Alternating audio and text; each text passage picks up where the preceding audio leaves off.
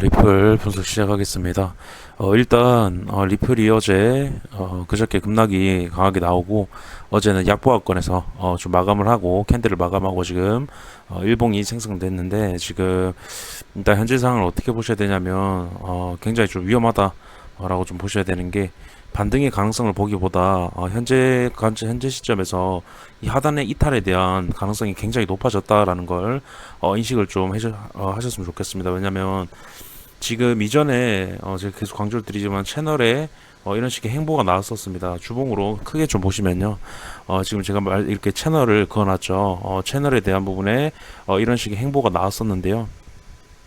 행보에 대한 그러니까 채널에 대한 돌파 이후에 채널 안으로 다시 들어왔다라는 건 채널의 하단부를 깨기 위함이다라고 제가 계속 강조를 드립니다. 그렇다는 건 지금 이미 들어와서 이런 식의 급락까지 나온 상태인데 지금 구간에서 주의를 하지 않으면 굉장히 좀 피를 볼 수 있다, 그런 자리다라고 좀 말씀드리고 싶습니다. 그래서 결국에는 채널의 하단부 0.3달러 원화로 485, 500원 부근을 강하게 깨는 그림이 나올 거다라는 게 제 관점이고요.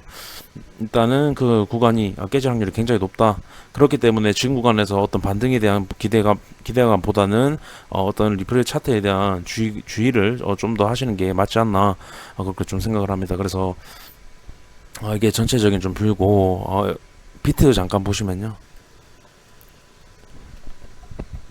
비트는 어제 좀 하락을 했었죠. 어제 25.6까지 다시 한번 하락 이후에 행보하는 그런 그림인데 굉장히 밑으로 지금 보시면은 거래량이 굉장히 많이 터졌는데도 불구하고 반등이 크게 하지 못하고 계속 흐르는 그림이 나오고 있다. 굉장히 매도세가 강하다라는 겁니다. 매수세는 없고 매도세만 강한 상태다.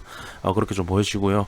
그래서 결국에 제가 말씀드렸다시피 30K 중요 지지 구간에 대한 이탈이 나왔기 때문에 이런 식의 급락이 나오는 거다. 그리고 리테스트 3번이 거쳐졌기 때문에 결국에 제가 원웨이로 빠질 수 있다라고 그때 강조를 드렸었죠. 지금 이런 식의 그림이 나오고 있고 결국에 어떤 악재로 급락이 나왔지만 결국 차트적인 부분에서도 급락이 예고돼 있었다.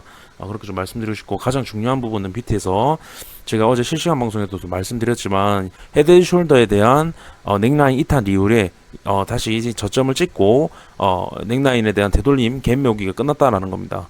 제가 항상 말씀을 드리죠. 어떤 추세선이나 헤드앤숄더나 상악 수렴이나 어떤 부분에 대한 이탈 이후에 다시 그 구간까지 되돌림이 나왔을 때는 이 되돌림이 나왔던 저점의 부분을 깨러 갈 움직임이 나올 확률이 굉장히 높다. 결국에 이 상승은 이 저점을 깨러 가기 위한 움직임이다라고 제가 강조를 드리죠. 그래서 장기적인 관점에서는 15K 깰 확률이 굉장히 높다.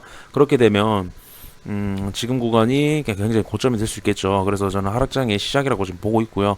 그래서 결국에는 헤드앤숄더 넥라인을 넘어서지 못했다는 게 가장 중요합니다. 그래서 지금 어떤 희망 회로를 좀 돌리기보다는 차트적인 관점에서 차트 그대로를 좀 보시는 게 맞지 않나, 그렇게 좀 생각을 합니다. 그래서 지금 구간에서 희망회로는 굉장히 위험하다, 그렇게 좀 보여집니다.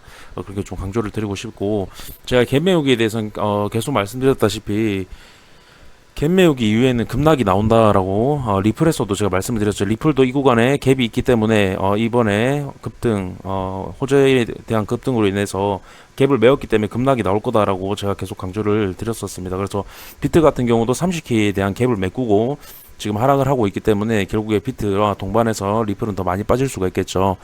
그래서 결국에 어떤 리플의 급등에 있어서 상승장의 마지막, 하락장의 시작이라는 그런 말이 있듯이 이번에도 피하지 못했다, 그 부분을 그대로 흘러가고 있다라는 겁니다.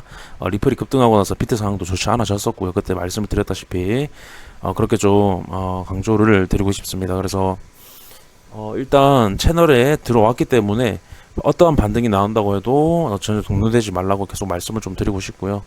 그래서 아직 추가 하락이 남아있다라고 저는 생각을 합니다. MACD, 제가 이 급락, 어떤 하락에 대한 부분, 그리고 빅쇼트에 대한 부분을 제가 MACD를 통해서 예상을 했었는데요. MACD가 중요한 게 보조지표라서 후행성이긴 하지만 지금 구간에 대한 어떤 매도의 힘을 한눈에 보기 쉽게 지금 표현해주는 보조지표, 아주 좋은 보조지표라고 저는 생각을 하고, 딱 보조지표 하나를 참고한다면 MACD 하나 지금 참고하고 있고, 부가적으로 RSI 정도 참고하고 있습니다. 그래서 MACD를 좀 중점적으로 차트 분석에 있어서 좀 보는 편이다, 있다. 그러니까 MACD만 보는 게 아니겠죠. 차트에 대한 부분을 보고 그 그림에서 MACD를 봤을 때 어떤 식의 그림이 나오겠다 두 개를 종합해 봤을 때 그렇게 보는 거고요. 차트를 볼 때 여러 가지 뭐 도미넌스라든지 비트 상황이라든지 여러 가지 부가적으로 보는 게 많습니다. 그렇게 좀 말씀을 드리고 일단 지금 구간이 결국에 채널에 대한 다시 이탈이 나오면서 이런 식의 급락이 나왔다고 보셔야 되지, 어떤 뭐 개미털기 움직임이거나 아니면 악재에 대한 움직임이, 악재에 대한 부분이 나와서 떨어졌다 그렇게 되면 다시 반등할 수 있지 않을까 이렇게 생각하는 것보다 그냥 하락에 대한 부분을 이미 위에서부터 어떤 매도 거래량이라든지 누르는 그림, 이때도 제가 매도 거래량 나오면서 누르는 그림 나왔다 말씀을 드렸죠. 누군가 눌렀다 그래서 말씀드리니까 그대로 하락을 이미 시키려고 했는데 악재를 터뜨리면서 더 강하게 더 쉽게 하락을 시킨 것 뿐이다 라고 계속 해석을 하시라고 제가 말씀을 드립니다. 제 관점은 좀 그렇고 강하게 그런 그림을 강하게 좀 보고 있습니다. 그래서 지금 여전히 매도의 압력이 강하고 아직 비트 같은 경우는 아직 덜 빠졌다라고 말씀을 드렸습니다. 그래서 비트보다 지금 리플이 강한 모습이긴 합니다. 왜냐면 그 자리에 많이 빠져서 도미넌스 같은 경우가 많이 밀려났기 때문에 도미넌스가 좀 버텨주면서 리플도 약 보합권에서 마감을 한 모습이지만 결국에는 비트가 강하게 하락하면 리플도 추가적인 하락이 나올 거다. 아직 비트가 23K에 도달을 하지 않았기 때문에 제 관점은 여전히 추가 하락에 대한 가능성이 높다. 그렇게 좀 봐지고요. MACD 한 번 더 말씀을 드려보면 제가 이 음봉이 한 개 나왔을 때 MACD 구간에서 밀려나는 그림은 나오고 있긴 하지만 크게 밀려나지 않았다. 그렇기 때문에 빅쇼트가 나올 확률이 높다. 크게 밀려나면서 밑으로 강하게 빠질 확률이 높다라고 말씀을 드렸었죠. 근데 이런 식의 그림이 나왔고 지금도 보시면 MACD가 이격이 발생을 했습니다. 발생을 했지만 지금 하락분에 비해서 이격이 크지 않습니다.